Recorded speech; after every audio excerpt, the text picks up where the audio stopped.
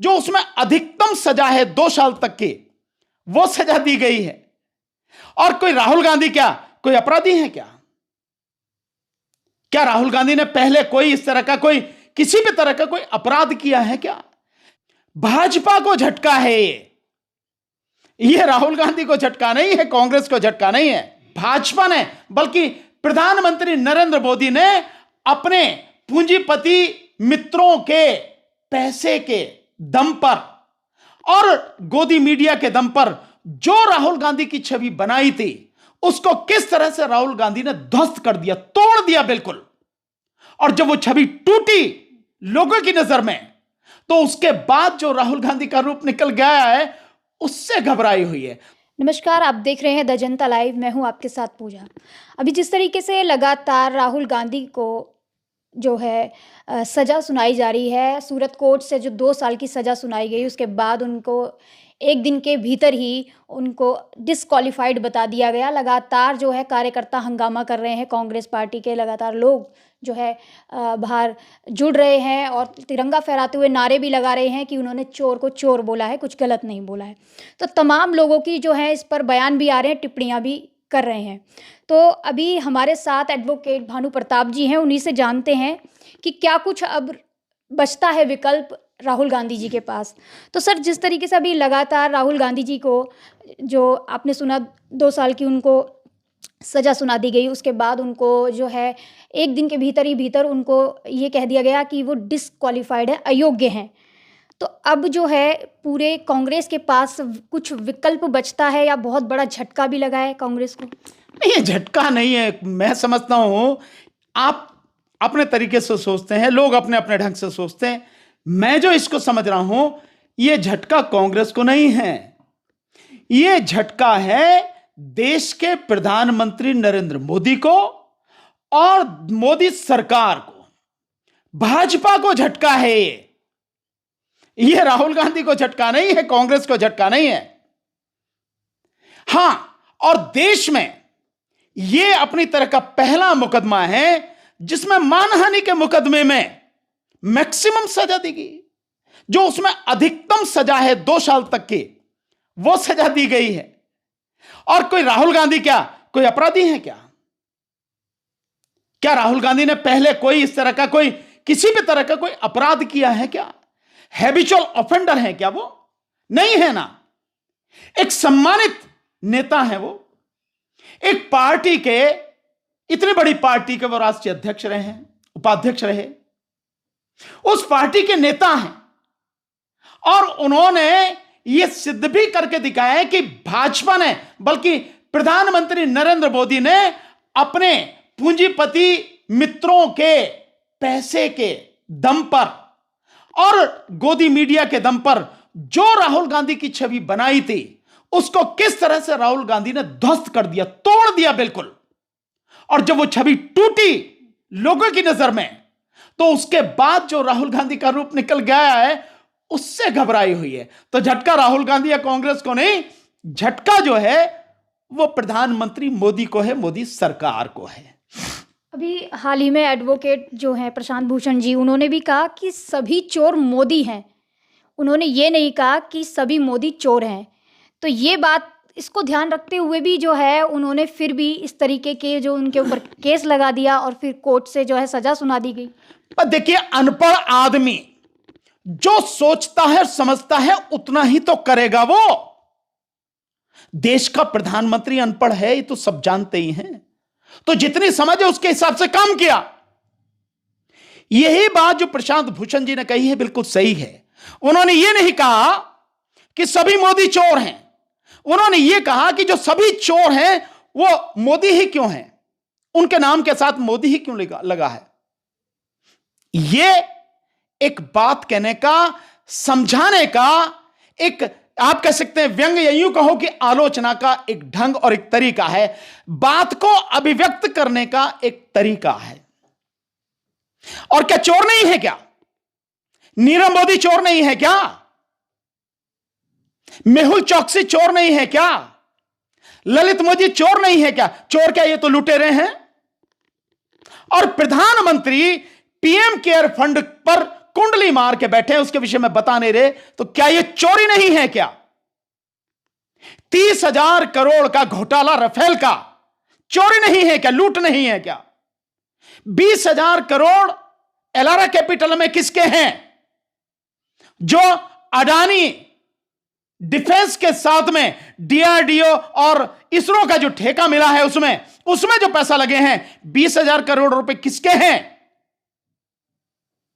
ये पैसे क्या नंबर 1 के हैं क्या? वो फर्जी कंपनी है, शेल कंपनी है, और उस शेल कंपनी में जो ये पैसे हैं 20,000 करोड़, यही तो पूछा जा रहा है। बताने में क्या दिक्कत है? अगर आप बताओगे नहीं तो या तो आप चोर हो या आप चोरों के साथ में खड़े हो। अगर चोरों के साथ में खड़े हो, चोरों को संरक्षण दे रहे हो, तो आप उससे भी बड़े चोर हो भाई। जितने भी भ्रष्टाचारी हैं जब बीजेपी ज्वाइन कर लेते हैं उन सबको तुम गले लगा लेते हो, उन सब के खिलाफ जितनी भी कार्रवाई होती है उसे रोक देते हो, खत्म करवा देते हो। यह क्या है भाई? ये चोरी नहीं है क्या? लूट नहीं है क्या? लुटेरों को संरक्षण दे रहे हो। तो ये जो बात कही गई है, जो प्रशांत भूषण जी कह रहे हैं, उन्होंने बिल्कुल सही कहा है, और राहुल गांधी ने कोई गलत नहीं कहा, बिल्कुल सही कहा है। पूरा देश उनके साथ में है, और बिल्कुल सही बात है कि दूध का दूध पानी का पानी होना चाहिए कि 20,000 करोड़ एलारा कैपिटल में किसके हैं भाई? प्रधानमंत्री को बताना पड़ेगा, इसीलिए तो सारी चीजें हो रही हैं ये। सर, लेकिन अभी आप बता रहे हैं कि मोदी जी और इस तरीके से जो भी है, लेकिन मोदी जी के बहुत सपोर्टर भी हैं, बहुत लोग समर्थक हैं, काफ़ी लोग जो है उनके समर्थन में आते हैं, ट्वीट करते हैं, लगातार धरना प्रदर्शन करने आ जाते हैं। अरे भाई, उनमें से अधिकतर तो किराए के लोग हैं जो आ जाते हैं। बीजेपी के पास में बहुत पैसा है, मोदी सरकार ने बहुत तबीयत से देश को लूटा है, और वो जो लूट का पैसा है, जो इनके पूंजीपति मित्रों के माध्यम से जो पैसा आता है, उस पैसे से वो उनके पास में पेड वर्कर हैं, उनकी आईटी सेल की जो टीम है पूरी पेड है। तो पैसे के दम पे उनके ये लोग हैं, पैसे के दम पे लोग पहुंच जाते हैं। इससे क्या फर्क पड़ता है भाई? चंद अंधभक्त हैं, चंद धर्म के नाम पर अंधे हैं, और चंद जो लोग हैं वो उनके खरीदे हुए पेड हैं, पेड वर्कर हैं। अगर ऐसे लोग पहुंच जाते हैं, और फिर इतना बड़ा जो मीडिया है, जो गुलाम और दलाल मीडिया है, जो तलवे चाटता है उनके, गोदी मीडिया जिसे कहा जाता है, वो मीडिया है, उनकी हर झूठी बात को, हर गलत बात को प्रचार करता है। तो सब कुछ उनके पास है, सत्ता उनके पास है, पैसा उनके पास है, इसी के दम पे आपको नजर आती है। मुझे इसके अलावा कहीं कुछ नजर नहीं आता। या वो लोग हैं जो उनसे डर रहे हैं और डर के बोल नहीं पाते हैं कि उनके खिलाफ झूठी एफआईआर ना हो जाए, यूएपीए में मुकदमा ना दर्ज हो जाए, एनएसए में मुकदमा दर्ज ना हो जाए, और उन्हें उठाकर जेल में बंद ना कर दिया जाए। तो डर की वजह से लोग नहीं बोलते हैं, या उनके पक्ष में बोलते हैं डर की वजह से। सिर्फ ये लोग, और कोई नहीं। अभी ममता बनर्जी का भी जो है उन्होंने भी एक टिप्पणी की है। उन्होंने कहा कि जो आपराधिक पृष्ठभूमि से आते हैं वो सांसद हैं, लेकिन एक तरफ जो है राहुल गांधी जी को सजा हो जाती है। नहीं, तो बिल्कुल सही कहा है ममता जी ने, जो बात कही है बिल्कुल सही है, और ये बिल्कुल सबके सामने दिख रहा है कि भाई आज की तारीख में जो पार्लियामेंट में बैठे हैं लगभग 242 के लगभग एमपी जो हैं आपराधिक पृष्ठभूमि के हैं। 242 543 में से कितनी बड़ी संख्या है। और सबसे बड़ी मजेदार बात है, उनमें से मैक्सिमम जो लोग हैं वो बीजेपी के हैं, मैक्सिमम लोग। तो ममता जी ने क्या गलत कहा? उन्होंने तो बिल्कुल सही कहा है। और मैं बार बार कह रहा हूं कि राहुल गांधी क्या हैबिचुअल ऑफेंडर हैं क्या? कोई अपराध किया उन्होंने? मैं समझता हूं उन्होंने तो शायद किसी को गाली भी नहीं दी, किसी को थप्पड़ भी नहीं मारा, कोई चोरी डकैती लूट कहीं कुछ भी नहीं है, किसी भी तरह कुछ भी नहीं है। और आप मतलब मानहानि के केस में जो केस बनता नहीं है, बिल्कुल गलत सजा की गई, और सजा भी मैक्सिमम 2 साल की सजा। तो जो कहा गया है, जो कहा जा रहा है विपक्ष के नेताओं की तरफ से, कांग्रेस की तरफ से, राहुल गांधी की तरफ से, बिल्कुल सही है वो।